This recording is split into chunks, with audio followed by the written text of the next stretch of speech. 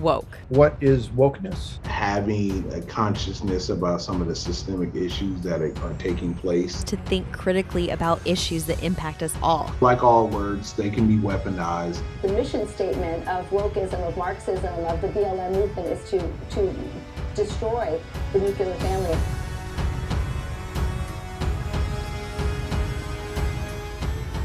I want to welcome my guests. Thank you all for coming.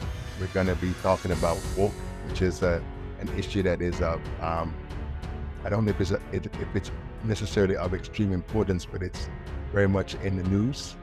Shenice, Bennerson, Omar Eaton Martinez, Sam P.K. Collins, friends and colleagues all, I want to thank you. My name is Barrington Salmon. This is CaribNation.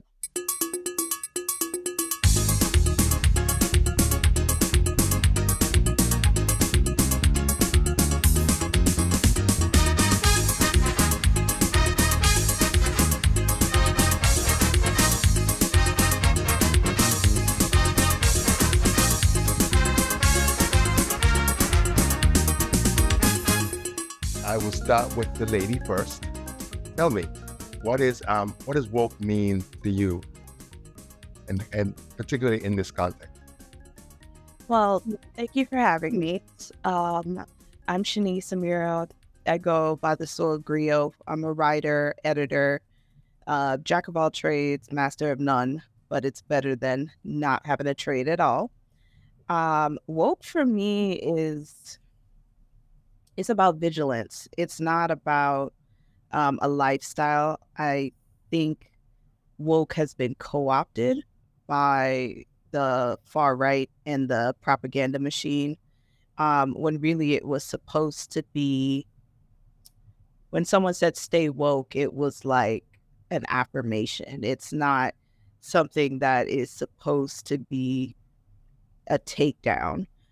So that's what woke is for me, and it gives me comfort when things are not going right, especially because I live in the state of Georgia. So I'm gonna just let y'all have that, and I'll pass the baton. Omar. Hello, everyone. My name is Omar Eaton Martinez.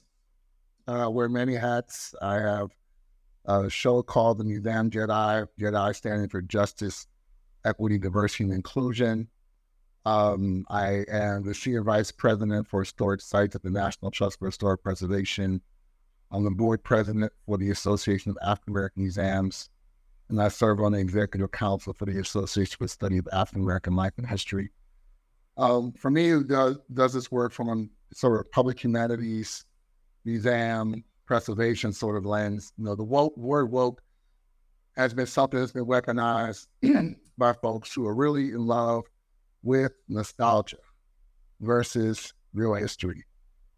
They want to continue to perpetuate the ideas of American exceptionalism in order to make a certain segment feel good and feel right, regardless of how the rest of us may feel about those stories that have erased us for decades at a time, or in some cases centuries. And so right now, you know, when I came up, you know, doing this work, you know, we used to walk around to each other within our community and say, stay woke, right? We understood what that means, or even as a Gen Xer coming up to the hip hop generation of Gen Xers, you know, we already understood like what the difference between like maybe gangster rap versus conscious rap. Being conscious, meaning you're aware of your people. You have a certain sensitivity about the impact of the type of art you produce and how it can influence the rest of your community, other communities around you. And so for me, stay woke was always an affirmation to be aware, to be present, so you could be the best person you could be to contribute to your community. Now, you have people who have weaponized it in a way to make it seem like we're doing almost the opposite. And, you know, you ask people about woke, or if you ask people specifically about CRT, not critical race theory, right? Because critical race theory and CRT are different in the eyes of some of this media. You ask people what CRT means, they don't even understand what those letters refer to, much less understanding what the idea of woke is. Because that is something we did say in our community as an affirmation, and now it's been used against us in a negative way. So I think it's a shame that they flipped it this way, but I think we should always understand what the original meaning of it was and why it was so important to us as we continue to do this community work. Should we have expected this backlash? I think so.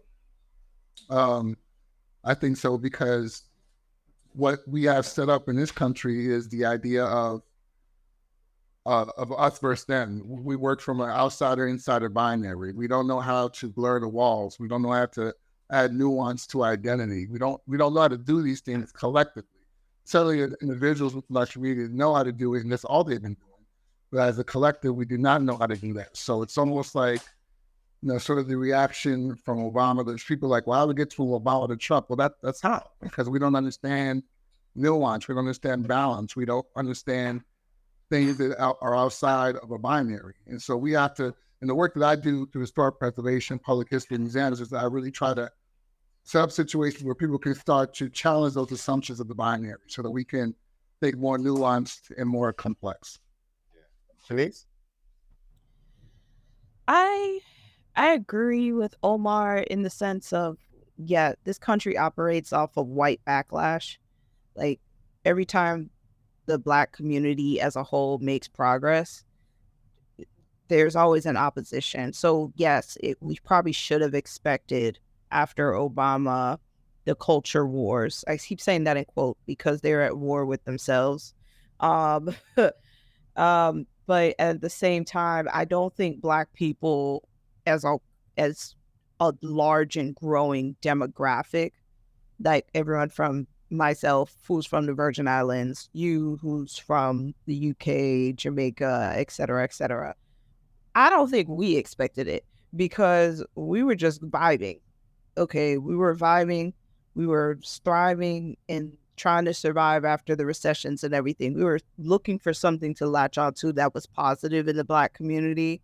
So when the culture wars started, I think it did catch me off guard because it seems innocuous. What's wrong with telling each other positive things or having discussions on Twitter, for that matter, with ourselves? We weren't talking to you, white people. Suddenly they inserted themselves into the conversation. It was very weird to live, like, as a young person living through it. I don't have the benefit of age here. I'm just sort of living through it and watching ignorance take over at warp speed.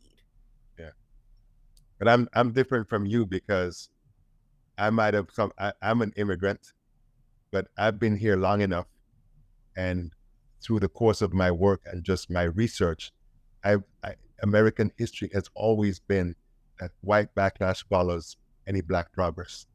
And anybody who has been paying attention, they know that all of this, Trump, the Tea Party, the right-wing, far-right extremism, all of these things came out of Barack Obama becoming president.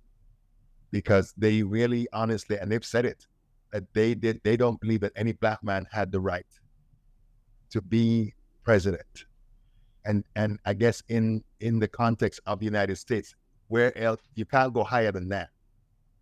So that triggered a real visceral reaction from them. So I'm kind of glad that it's happening because I think we've gotten complacent and began to think that everything was okay, and it's never been okay because I've talked to people and heard people saying they're so glad they don't have to do PC no more, that they can say what they want, how they want, and that type of thing. Sam?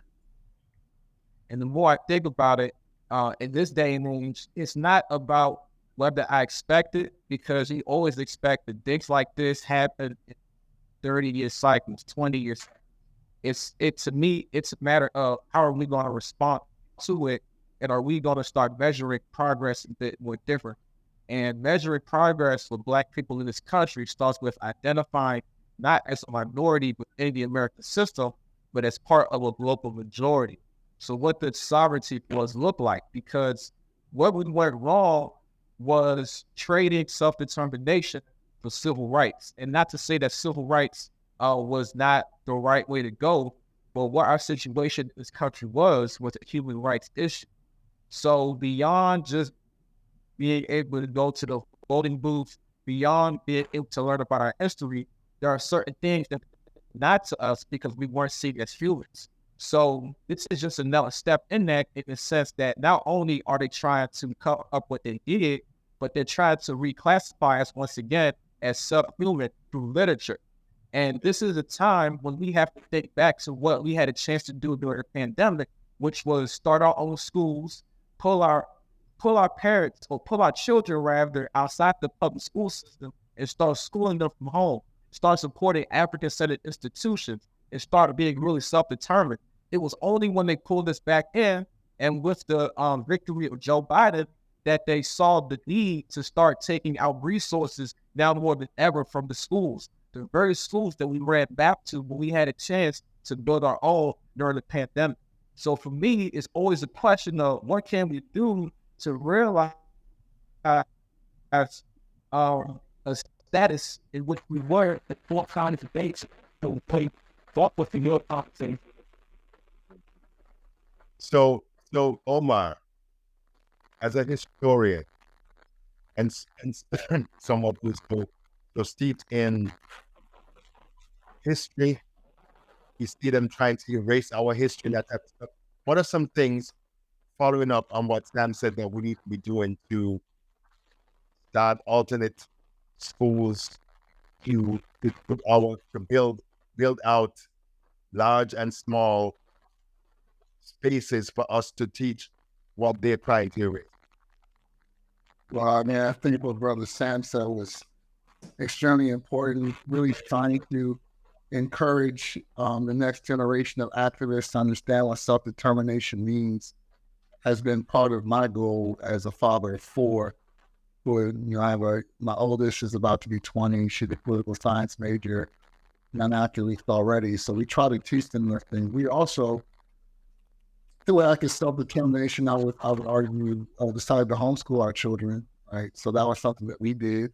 And we were able to have a certain amount of control over the type of content they receive, and a certain amount of control over the types of educational experiences they had. And so I think that was important. And I think Sam is right that, there was a time during the COVID where we could have probably organized better around these things. I know with the Association for the Study of African-American Life and History, it's a chapter-based organization. And in Florida, they, because of the politics of DeSantis and others, they have started to reorganize freedom schools, right? And we're going to have our convention down there in a few weeks, actually, and that's a very controversial decision, right? Because there's a lot of Black organizations pulling out left and right from conferences in Florida because of the politics. But our leadership, we decided that we wanted to run to the fight, and also an acknowledgement of the great work that our chapters in Florida are doing. Instead of pulling out, let's stay there. Let's organize a protest. Let's do some grassroots movement while we're meeting with our conference, and keep it there in Jacksonville. And so I think those types of organizations are important, not just in places like in Florida and in Texas and other spaces, but I think everywhere we need to do that. In terms of the work that I do in my 9 to 5 with the trust, this came from yesterday. We had the launch of the memorialization project that's happening at the James Madison's Montpelier, which is the home of James Madison, where he enslaved over 100 enslaved Africans there. Over the course of many years, with a lot of input from the descendants of the enslaved, there has been a movement to center the enslaved story at that presidential site. And so it's culminated into many different things. And I could speak for hours about this, so I'll try to keep it short. But basically, they were able to obtain a multi-million-dollar grant from Mellon to do a memorialization project, lifting up the voices of the descendants of the enslaved on the site. And yesterday we did a kickoff. So for me, when we have opportunities like that to inform the conscience of our communities, we must take it, and we must do what we can to integrate it throughout the societies. So let's not just make it a public history preservationist movement, Let's connect it to the schools. Let's connect it to the community-based organizations. And let's just connect it as widely and broadly as possible. And so, again, yesterday was the first day that we kicked it off, and we hope to build out a memorial project there over the next years. Okay. Shenice. Yeah, I made that just about engaging folks my age, because a lot of us, my friends and I, have these conversations about what are we going to do. And so many of us are in survival mode.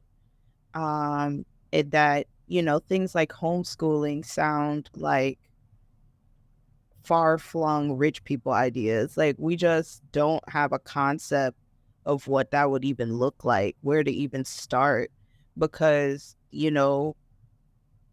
I gotta bring gender into this, but the Black women of the community have been putting up a lot of work to keep our families together, to keep the culture alive, to do it all. And just, I know a handful of Black women that did continue to homeschool after COVID because their Black boys were attacked in the Georgia system, emotionally, physically, and mentally. But they are burning the candle at both ends. So my question to the men in the room is, how do we support our moms, man? I'm not a mom yet, but part of the reason I haven't done it is for this exact reason. It's, where do you get the bandwidth? One of the things that I'll answer right away with is that the whole reason why we have young people and elders is for each of us to sustain each other. You're not supposed to have to ask what you need to do, because everything that we need has already been done. So what we need to do a better job of is connecting with young people, figuring out what we can do and how to do it. Because this, to me, this requires a whole reset.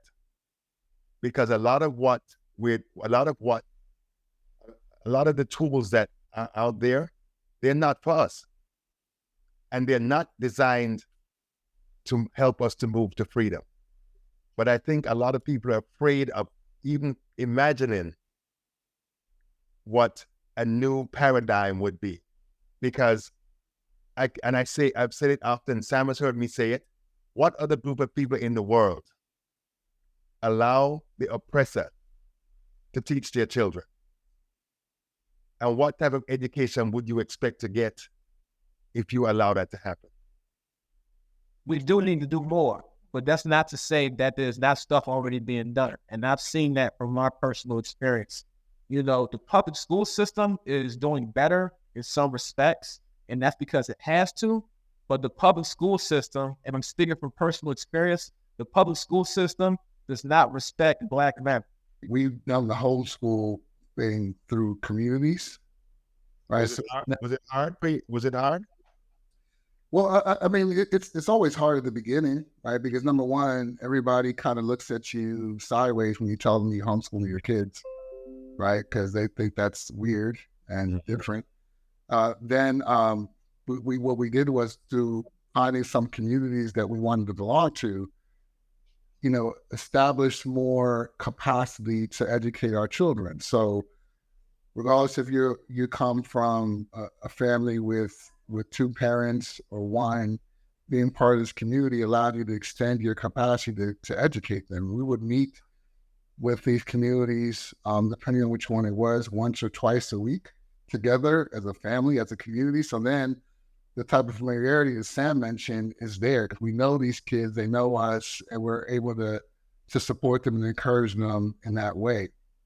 And it's interesting what Shenice said, because I never would have looked at the homeschool community as an affluent community. I never heard anybody say that before, but I mean, I'm not denying that. I couldn't.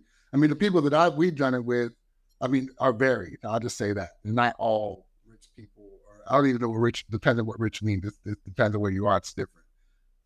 But I mean, we certainly have had people who are single parents with single incomes who have participated in homeschooling. And I think for me, it is an act of self-determination. And when you do an act of self-determination, that also implies sacrifice. right? So I'm not going to sit here and complain about finances to you right now, but I would say that when we decided to homeschool our 4 children, we also decided to live in the suburbs of DC with one single income. Right. So that was a sacrifice that we chose to make. And we had to do things differently. Like, I mean, there's friends of ours who have two income families, and then they live differently than we do, right? And so, but because we thought it was important, we made those type of sacrifices, and that's not trying to be very careful. That's not a slight to someone who cannot or chooses not to do that. But I'm just saying, like, for the homeschool community, that's sort of the decision making that led us to this place. And because it led us to this place, it allowed us to put things in front of our children that we wouldn't have gotten in a public school. Yeah. Are we doing enough to fight this? To fight this anti-woke, anti-CRT, anti-blackness madness that we're seeing in the country right now? And anybody can jump in. I don't know, man. I've been in the opinion for the past few months that I don't take these people on. I just want them to sit in their own ignorance. I think this is one of those, let's see how far we can poke the bear and get them to engage in another race riot or burning another, oh, look at them, they're being black again, that sort of thing.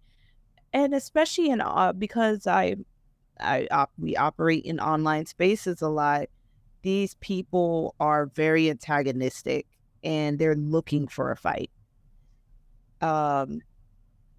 I think that we are doing a lot to preserve ourselves, and one of the questions is like, is it a state of mind? Yes. Staying woke is more about vigilance, resilience. How do we shore up our own community to protect from this onslaught? And there's so much work being done by our spiritual leaders, our politicians, folks like Omar, the journalists. That's enough. But until the powder keg comes, because I don't think we've seen the end of this. Oh, no. Yeah. It's about to get bad. Yeah. Are we doing enough to confront the anti-woke, anti-black, the madness that we're seeing explode? Are we as a community, are we as individuals, are we as a collective to fight against it? If not, why not? And if we are there other ways that we need to build up the wall, I guess, against these attacks? Yeah, I think that as individuals, I would just say that depends on who you're talking about. I think there are individuals who are doing quite a bit, but I think that's not the solution. The solution is to get those individuals to act as a collective, right? To act in the space of coalition, to act in the spirit of solidarity. And that's what I'm thinking about when we're talking about this anti-woke stuff and the white supremacy. It's a system. So if it's a systemic problem, it deserves a systemic solution. And we have to be able to have these conversations. I get to have conversations with writers like Salmon and Shenice, who I don't always get to interact with. And that opens me up to a whole brand new lens of thinking, right? So I think we need more conversations like this to lead to strategic action so that we can then together collectively come up with a solution that will actually move the needle. I will say this. Everyone about to turn 30, everyone my age and under, we're ready for the smoke, to use the correct term.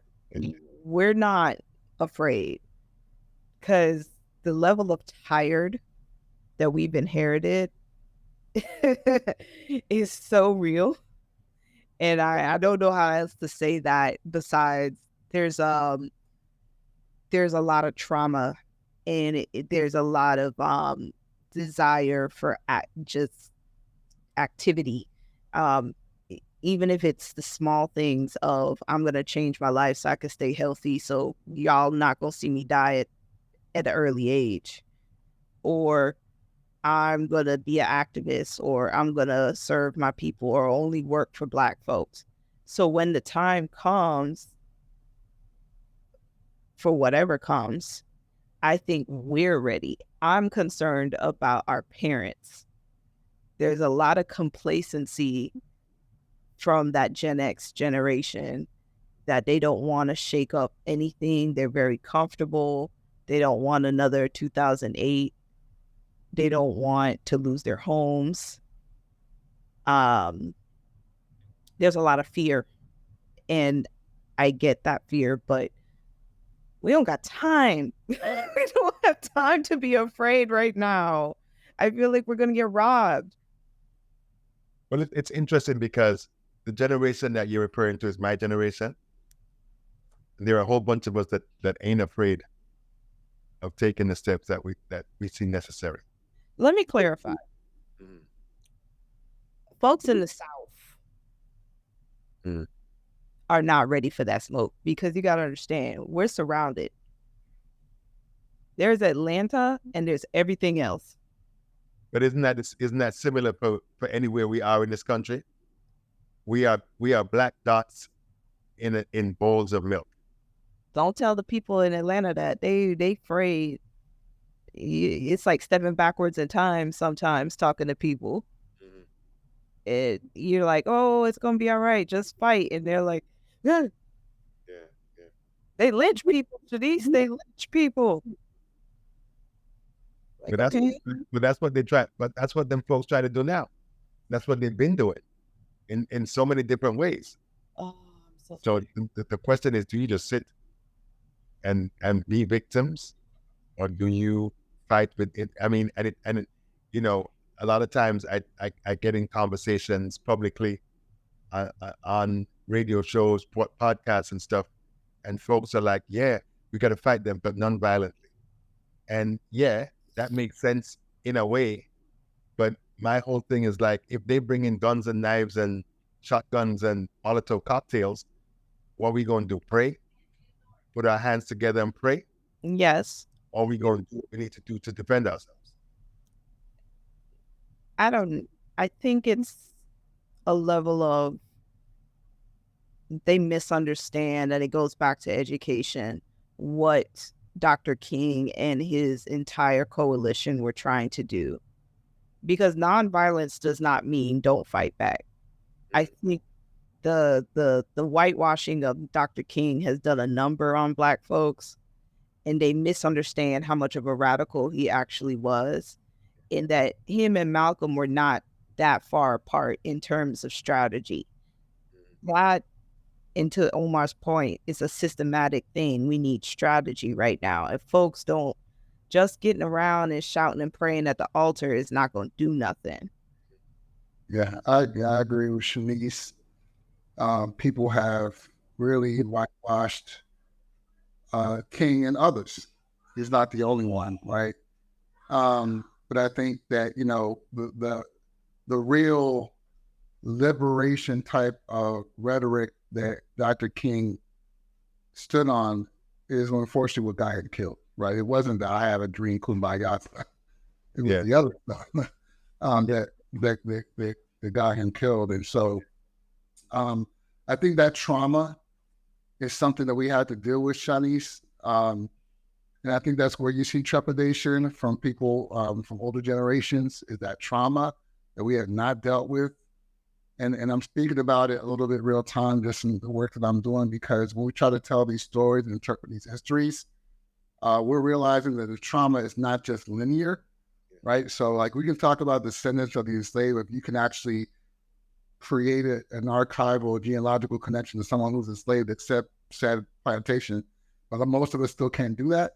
But because we still understand we come from that space, and some of our ancestors were part of that plantation and part of that community, that trauma is still just as real to those of us who don't even know how we're connected.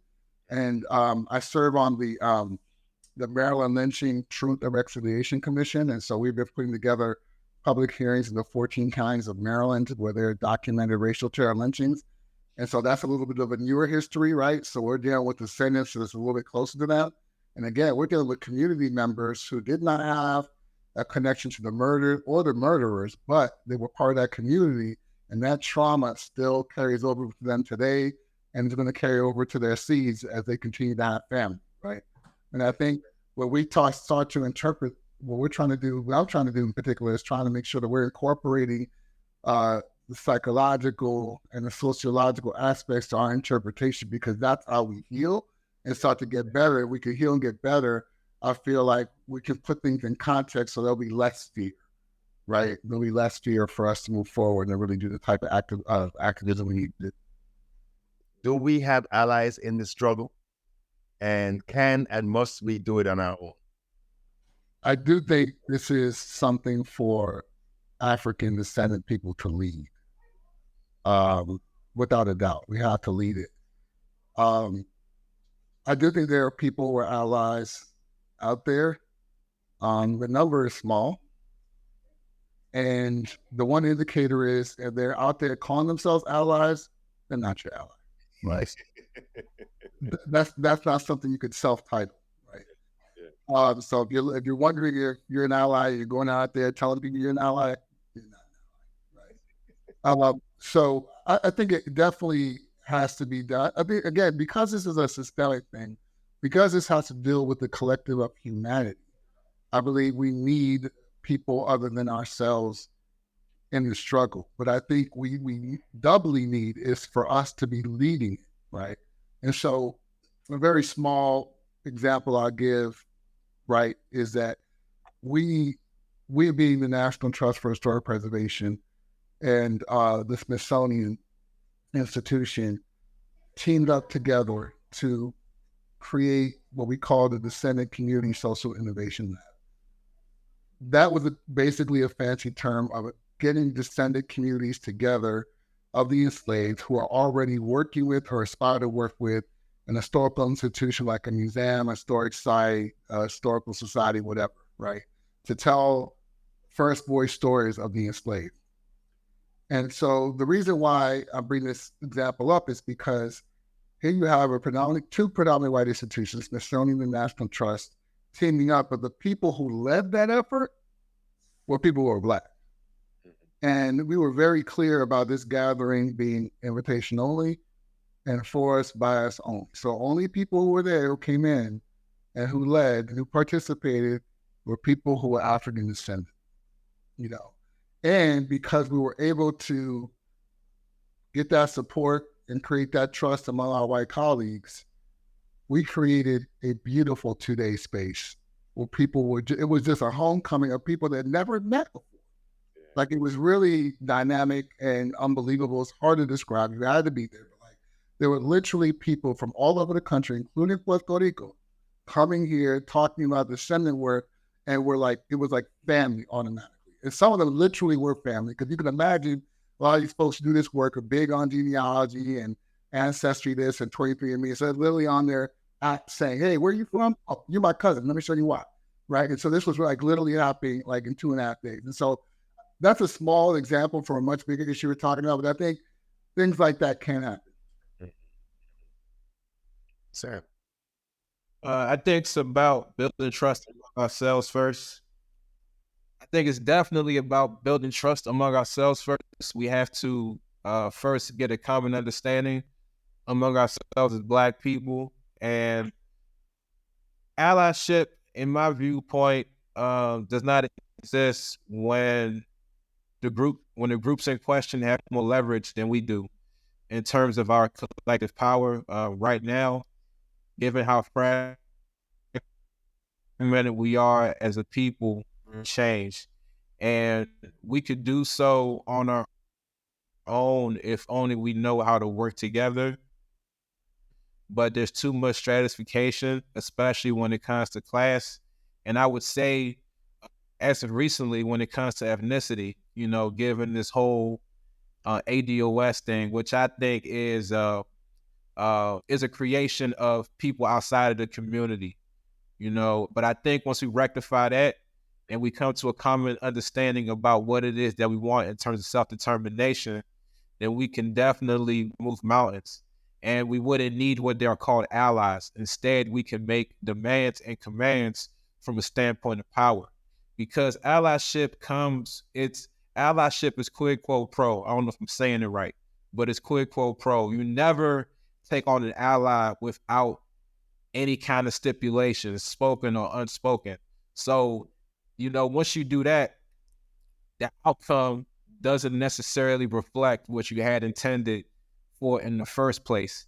And I think that we as Black people, as African people, we have to be more understanding of that in the way that we operate. We can't be afraid to go beyond 1619 or the 15th century. Please. I'm not as cynical, but I think I agree to a certain point. We have partners out there. I don't like to call them allies because sometimes our allies act up and they think that they're supposed to be at the front of the race when really they need to be behind. So I agree with Sam on that point. Like, we've got to get it together inside the house. We can't even agree on Caribbean people being in the community of African Americans, let alone our Hispanic, Afro-Hispanic people being a part of the community. So how are we supposed to get anything done? So that's the point. But if we can find partners from different ethnicities who are dealing with similar problems and create a coalition to solve that specific problems, then we can make something shake. Like, if you look at police brutality is a great one that comes immediately to mind. Like, the whole Stop Asian Hate campaign that kind of seemed to simmer somewhere. But that is a cross-reference problem. Like, everybody is dealing with that. Native Americans, Hispanics, et cetera, et cetera. We can come together on that, but we haven't yet. And I'm not 100% certain what needs to be done, except maybe more conversations about class and why certain individuals that enter this country that are Black and brown get more privileges than Black Americans do. I'm wondering, what do you make of the infiltration of school boards by Proud Boys, these far-right extremists, these white domestic terrorists? What does it mean, and what are the implications for the future of education in Texas, Florida, and other places that that these people have popped up? I think that just speaking generally about what you presented as a problematic is indicative of not just school boards, but elected officials in general. I mean, elected positions in general. I mean, I think there's still some trepidation for some to run for office. I just met a woman yesterday who's a Black Puerto Rican woman who lives in Orange, Virginia, has moved around and somehow landed in Orange, Virginia because she works in Charlottesville at the UVA.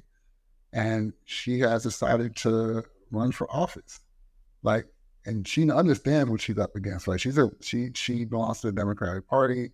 She knows that she's surrounded by a pool of Republicans is an understatement. Like, everybody there's Republican at every level, but she's got a lot of support to do it. And so I think things are happening.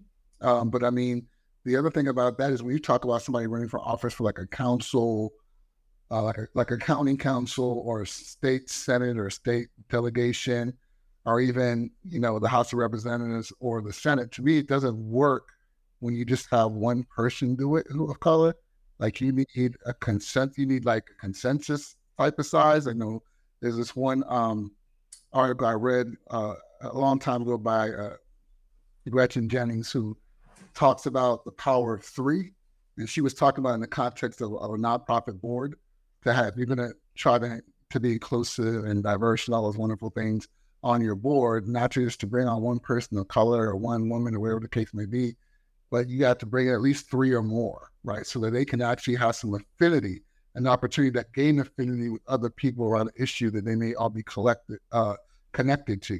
And so I think it's one of those things where you really have to pay attention to who's running for office and encourage people to run for office. My daughter was a camp counselor for a camp that they have here in Prince George's County called She the People. And She the People encourages young girls of color to learn about politics and to potentially run for office. And she did it as a camper 4 years ago. And now as a political science major in undergrad, she came back as a counselor. And so to me, those are the opportunities in certain spaces that allow for that. Now, I don't deny that that's going to be available in Forsyth County in Georgia, right? But, you know, Shenice is like confirmed, right? So, because I used to live in Atlanta, I know what those counties look like. I lived in Dunwoody, I lived in all those places. I lived in DeKalb, I lived in all those places. So I understand, but I mean, there's got to be some middle ground for us to continue to uphold each other within the Congressional Black Caucuses and all these other entities to really build up that type of momentum. Yeah.